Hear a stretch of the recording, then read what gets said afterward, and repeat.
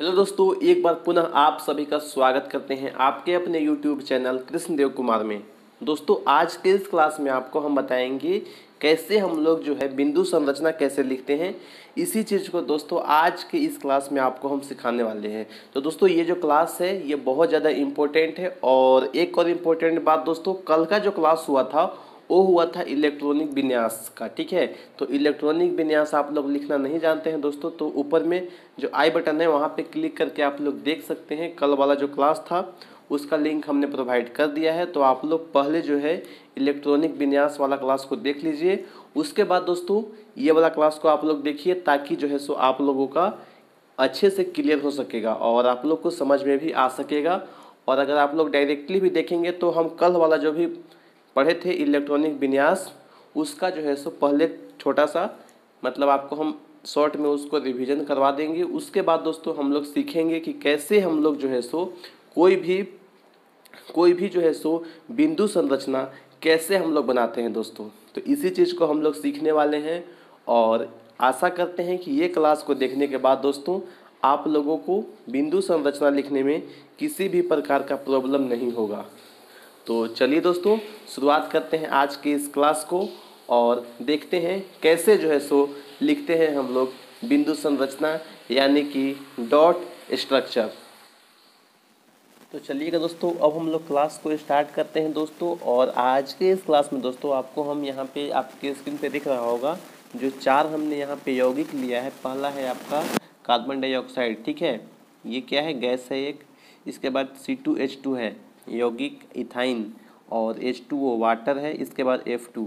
ये चारों का दोस्तों यहाँ पे हम संरचना सूत्र आपको लिखेंगे।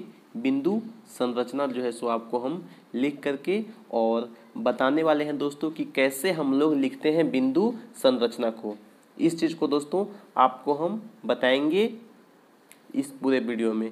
इससे पहले दोस्तों हमने आपको स्टार्टिंग में ही बताया कि आपको यहाँ पे आवश्यकता होगा सबसे पहले इलेक्ट्रॉनिक विन्यास लिखने का। दोस्तों जो भी हम लोग यहाँ पे यौगिक यूज करेंगे उसका हमको लिखना होगा सबसे पहले यहाँ पे जो इलेक्ट्रॉनिक विन्यास कल हमने आपको जो बताया है वो चीज़ आपको दोस्तों याद रखना है। 1 से 20 तक दोस्तों, 1 से 20 तक लेकर के जो भी एलिमेंट हैं, ठीक है, ये सभी का दोस्तों आप लोग जो एटॉमिक नंबर है ये याद कर लीजिए।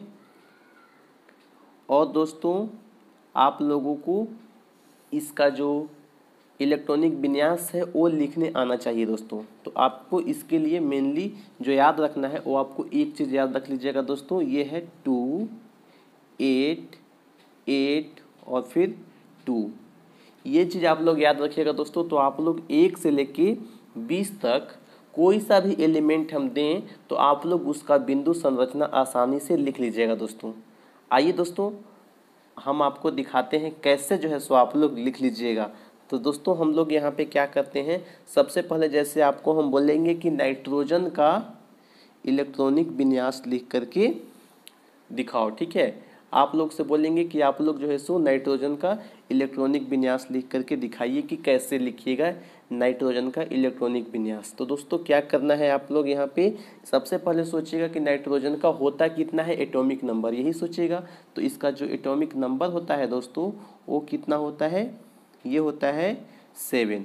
तो दोस्तों आपको याद रखना है, एटॉमिक नंबर आपको याद नहीं होगा तो आप लोग जो है सो नहीं लिख पाएंगे। इसलिए हमने कल भी आपको बताया था कि पहला जो स्टेप होगा वो आपका यही होगा। और सबसे पहले दोस्तों हमने आपको एक टेबल प्रोवाइड कर दिया था जो कि जिसमें एटॉमिक नंबर 1 से लेकर 20 तक जो भी फर्स्ट एलिमेंट हैं वो सभी उसमें जो है सो हमने आपको बता दिया था दोस्तों। तो आशा करते हैं आप लोगों ने याद किया होगा, और याद आपको नहीं है तो आप लोग पीछे वाला जो भी क्लास हुआ है 2 क्लास आप लोग देखिए, तब जो है सो आपको ये चीज़ समझ में आएगा। आज का इस क्लास को आप लोग अच्छे से समझ पाइएगा। देखिए यहाँ पे नाइट्रोजन का एटॉमिक नंबर 7 होता है। अब हम यहाँ पे नाइट्रोजन का लिखते हैं इलेक्ट्रॉनिक विन्यास। तो दोस्तों सबसे पहले हम लोग को ध्यान रखना है 7 एलिमेंट होना चाहिए टोटल ऐड करके। अब कैसे ऐड करना है, देखिए पहला कक्षा में 2 रख देंगे, दूसरा कक्षा में हम लोग कितना रखेंगे दोस्तों, तो देखिए 2 रख दिए तो कितना बचा, यहाँ 7 में से 2 माइनस कर देंगे तो 5 बचा। तो दोस्तों दूसरा कक्षा में हमको यहाँ पे 5 रखना होगा, ठीक है, 5 इलेक्ट्रॉन को रखेंगे, तो 2 और 5 हो गया नाइट्रोजन का इलेक्ट्रॉनिक विन्यास दोस्तों। अब दोस्तों हम लोग यहाँ पे पहला वाला जो है मेरा CO2 इसको लेते हैं, ठीक है। देखिए यहाँ पे हमको लिखना होगा इलेक्ट्रॉनिक विन्यास किसका, कार्बन का और किसका, और यहाँ पे दोस्तों ऑक्सीजन का।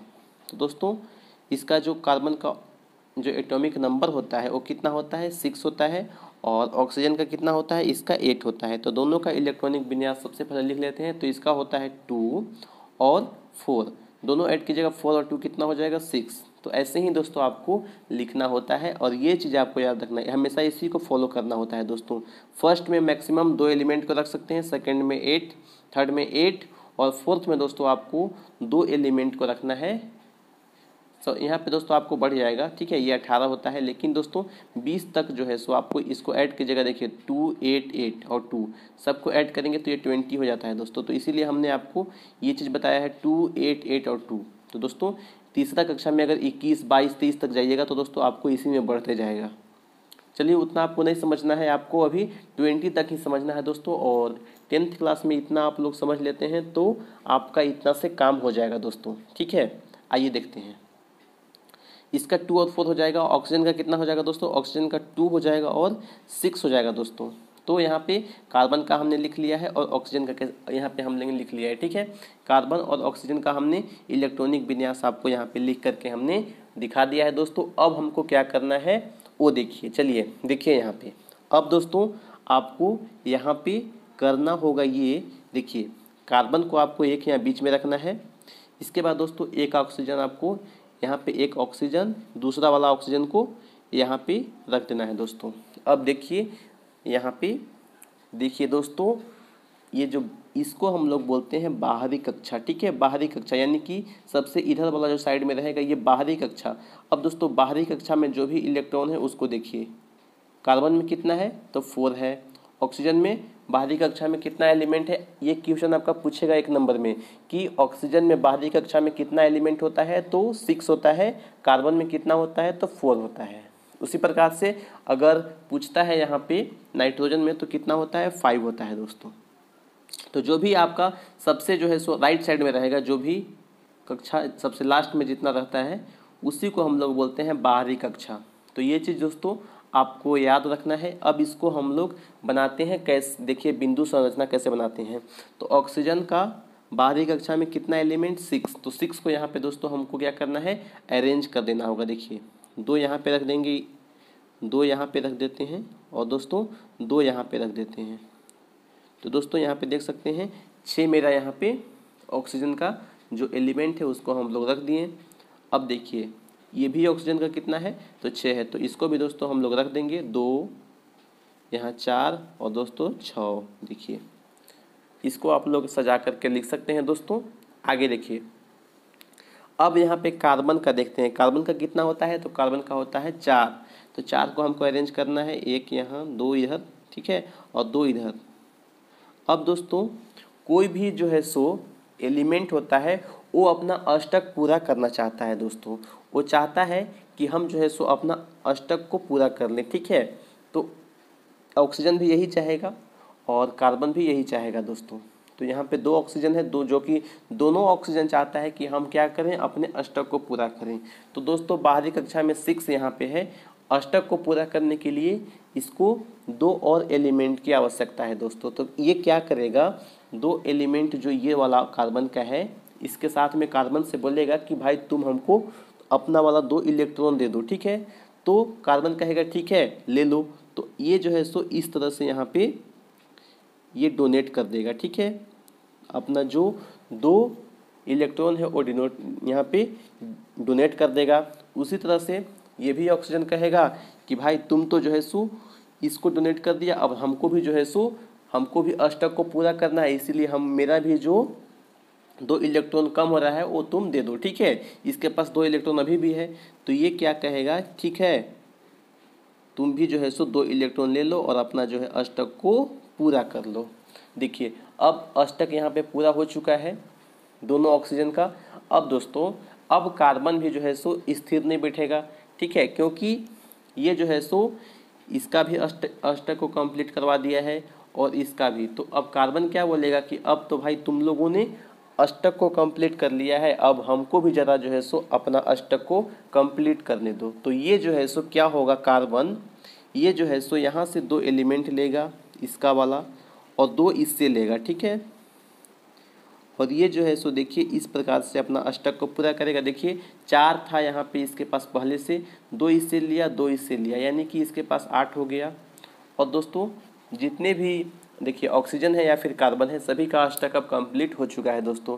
तो इस तरह से दोस्तों हम लोग निकालते हैं बिंदु संरचना। देखिए दोस्तों अब आइएगा दोस्तों, हम लोग देखते हैं C2 और H2 को, ठीक है। तो दोस्तों हम लोग को यहाँ पे क्या करना होगा, यहाँ पे देख सकते हैं दोस्तों जो हाइड्रोजन है इसका जो एटॉमिक नंबर होता है ये 1 होता है, यानी कि इसका जो आउटर जो बाहरी कक्ष होगा, ठीक है, आउटर जो यहाँ पे इसका कक्ष होता है, ये इसके कक्ष में कितना एलिमेंट होता है, 1 होता है दोस्तों।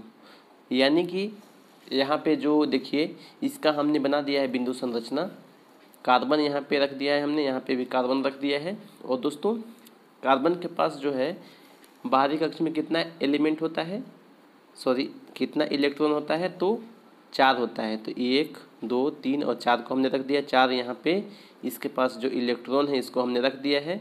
कार्बन के पास भी, इस कार्बन के पास भी 4 है, तो यहाँ पे हमने इसको रख दिया है। हाइड्रोजन के पास में 1 है और यह हाइड्रोजन के पास में भी 1 है। अब दोस्तों क्या होता है कि यह हाइड्रोजन बोलता है इससे कि भाई मेरे को एक एलिमेंट की आवश्यकता है, एक एलिमेंट की नीड है, तो तुम जो है सो मेरे नीड को कंप्लीट कर दो, ठीक है। तो कार्बन क्या करता है, बोलता है ठीक है तुमको एक ही जो है सो इलेक्ट्रॉन की आवश्यकता है, तुम एक जो है सो यहाँ से इलेक्ट्रॉन ले सकते हो। तो यहाँ से दोस्तों हाइड्रोजन यहाँ से क्या करता है, एक इलेक्ट्रॉन ले लेता है और इसको जो है सो दो ही एक जो है सो इसके पास इलेक्ट्रॉन पहले से है, एक का नीड रहता है और ये जो है सो कंप्लीट हो जाता है, ठीक है, यानी कि ये संतुष्ट हो जाता है। अब देखिए ये हाइड्रोजन क्या कहता है, यह हाइड्रोजन के पास भी एक ही होता है, तो इसको भी एक की नीड होता है दोस्तों। तो अब ये हाइड्रोजन भी क्या करेगा, ये भी जो है सो इसके साथ जो है सो एक जो इसके साथ इलेक्ट्रॉन है लेकर के क्या करेगा, ये भी संतुष्ट हो जाएगा। अब दोस्तों दोनों हाइड्रोजन यहाँ पे संतुष्ट हो चुका है। अब यहाँ पे कार्बन क्या बोलेगा, अब कार्बन बोलेगा भाई हमने तो तुमको संतुष्ट कर दिया, अब तुम भी ज़रा हमको संतुष्ट कर दो। देखिए तब क्या होता है, अब जो है हाइड्रोजन क्या करता है, इसके पास एक जो यहाँ पे एक इलेक्ट्रॉन था, ये जो भी जो है सो इसको दे दिया, चलिए एक दे दिया, यानी कि एक इसके पास कम हो रहा था तो इसका नीड को ये पूरा कर देता है। यानी कि दूसरों यहाँ पे एक दूसरे के नीड को पूरा कर देते हैं आपस में, जो भी यहाँ पे एलिमेंट है। कार्बन जो है सो हाइड्रोजन का नीड को पूरा किया और हाइड्रोजन जो है कार्बन के नीड को पूरा कर रहा है दोस्तों। तो इस तरह से यहाँ पे आपको बिंदु संरचना बनाना होता है दोस्तों। आशा करते हैं आपको दूसरा वाला भी समझ में आ गया होगा दोस्तों। अब दोस्तों यहाँ पे हम देखते हैं H2O का आसान होता है दोस्तों। इसका अगर सिंपल अगर बोलता है संरचना, यहाँ पे अगर संरचना लिखना है दोस्तों, ऑक्सीजन, ठीक है, ऑक्सीजन, तो इसको दोस्तों हम लोग ऐसे लिख देते हैं, संरचना अगर लिखना होगा इसका तो, ठीक है। अब दोस्तों इसी में क्या होता है, इसी में दोस्तों हम लोग समझते हैं बिंदु संरचना, इसी के मदद से समझते हैं दोस्तों। अब देखिए हाइड्रोजन के पास कितना है, एक है ना, हाइड्रोजन के पास तो अपना एक है, अपना मतलब इसके पास एक है, इस हाइड्रोजन के पास भी अपना एक ही होगा।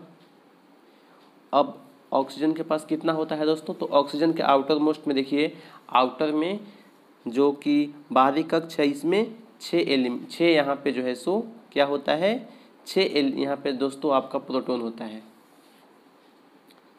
तो देखिए 6 इलेक्ट्रॉन होता है दोस्तों, तो 6 इलेक्ट्रॉन को क्या करेंगे, यहाँ पे हम लोग सजाएंगे, 2 इधर रख देंगे, 2 इधर रख देंगे और 2 यहाँ पे दोस्तों रख सकते हैं।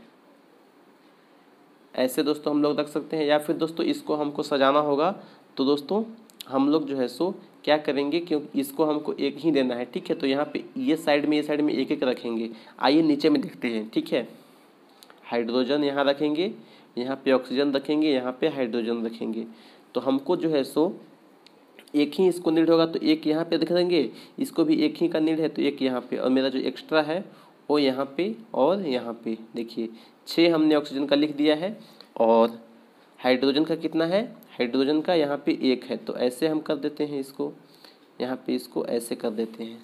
अब देखिए दोनों कैसे एक दूसरे का नीड को कंप्लीट करता है, उस चीज़ को देखिएगा दोस्तों। हाइड्रोजन को 1 का नीड है तो हाइड्रोजन क्या करेगा, यहाँ पे दोस्तों हाइड्रोजन जो है यहाँ से जो है सो इसके साथ में क्या करेगा, ऐसे ये एक एलिमेंट लेकर के जो है सो ये संतुष्ट हो जाएगा। ठीक है, एक यहाँ पे दोस्तों इलेक्ट्रॉन को लेकर के ये संतुष्ट हो जाएगा। उसके बाद ये जो हाइड्रोजन है ये वाला इलेक्ट्रॉन ले लेगा, इससे एक इलेक्ट्रॉन लेकर के ये भी संतुष्ट हो जाएगा। अब दोस्तों ऑक्सीजन क्या कहेगा कि भाई हमको भी तो यहाँ पे अपना अष्टक को पूरा करना है, तो ये भी जो है सो इसके पास जो है एक, इसके पास जो यहाँ पे इलेक्ट्रॉन है इसको ले लेगा, और इसके पास जो एक है इसको भी लेकर के, और दोनों के साथ मिल करके ये भी क्या बना लेगा, अपना अष्टक को ये भी कंप्लीट कर लेगा दोस्तों। तो आशा करते हैं तीसरा वाला भी आपको समझ में आ गया होगा दोस्तों। ये आपका फर्स्ट है CO2, ये आपका सेकेंड था C2H2, और ये आपका थर्ड है जो कि है H2O, वाटर जिसको हम लोग बोलते हैं दोस्तों। एक और है दोस्तों जो कि है आपका फोर्थ नंबर, इसको भी हम लोग यहाँ पे समझ लेते हैं। फोर्थ है आपका F2। F2 को दोस्तों हम लोग कैसे करेंगे देखिए, तो दोस्तों यहाँ पे देखिए एक यहाँ पे रख देंगे F फ्लोरीन, एक यहाँ पे। अब दोस्तों देखिए जो फ्लोरीन होता है दोस्तों, इसका जो आउटर मोस्ट में जो इसके पास जो इलेक्ट्रॉन होता है वो कितना होता है, तो सबसे पहले देखिए कि फ्लोरीन का बाहरी कक्ष में कितना जो है होता है यहाँ पे इलेक्ट्रॉन। तो यहाँ पे सबसे पहले हम लोग लिखेंगे, देखिए यहाँ पे इसका हम लोग सबसे पहले क्या निकालना होगा, इलेक्ट्रॉनिक विन्यास। तो इसका एटॉमिक नंबर कितना होता है, 9 होता है, इसको लिखेंगे यहाँ पे 2 होगा। इसके बाद दोस्तों 7 यहाँ पे बच गया, तो दोस्तों यहाँ पे 7 लिख देंगे। यानी कि आउटर मोस्ट में दोस्तों जो फ्लोरीन है इसके पास कितना है, तो 7 यहाँ पे दोस्तों इसके पास इलेक्ट्रॉन है। यानी कि दोस्तों इसको सिर्फ और सिर्फ एक यहाँ पे और इलेक्ट्रॉन की आवश्यकता होगा अपना अष्टक को कंप्लीट करने के लिए। तो ये क्या करेगा, यहाँ पे देखिए सबसे पहले दोस्तों हम लोग क्या करेंगे, यहाँ पे सजा देते हैं। तो 2 यहाँ पे रख दिए, 2 यहाँ पे, 2 इधर रख देंगे और एक इधर रखेंगे। ठीक है, 2 यहाँ पे, 2 इधर, 2 इधर और एक इधर। अब दोस्तों जो दोनों फ्लोरीन है दोनों भाई भाई है और दोनों के पास एक एक कम हो रहा है दोस्तों, तो ये दोनों आपस में मिल करके और अपना अष्टक को कंप्लीट करता है। किस तरह से देखिए, एक यहाँ पे जो है सो इससे ले लेगा एक, ठीक है, और एक इसके पास जो कम है वो इससे ले लेगा, और एक दूसरे को क्या करता है, अष्टक को कंप्लीट कर लेता है दोस्तों। तो दोस्तों जो फ्लोरीन है वो इस तरह से यहाँ पे अपना अष्टक को कंप्लीट करता है। आशा करते हैं दोस्तों आपको यहाँ पे जो भी 4 बिंदु संरचना हमने आपको समझाया है, देख सकते हैं एक बार पूरा चारों, ये आपका जो है सो समझ में आ गया होगा। आप लोग चाहें तो इसका स्क्रीनशॉट ले लें, क्योंकि इस वीडियो का आपको PDF फाइल नहीं मिलेगा। ठीक है, तो अभी आपने देखा कि कैसे हम लोग जो है सो किसी भी यौगिक का बिंदु संरचना कैसे लिखते हैं दोस्तों। आशा करते हैं कि आज के इस क्लास को देखने के बाद आप लोग को कहीं भी कोई भी यौगिक का बिंदु संरचना लिखने में प्रॉब्लम नहीं होगा दोस्तों।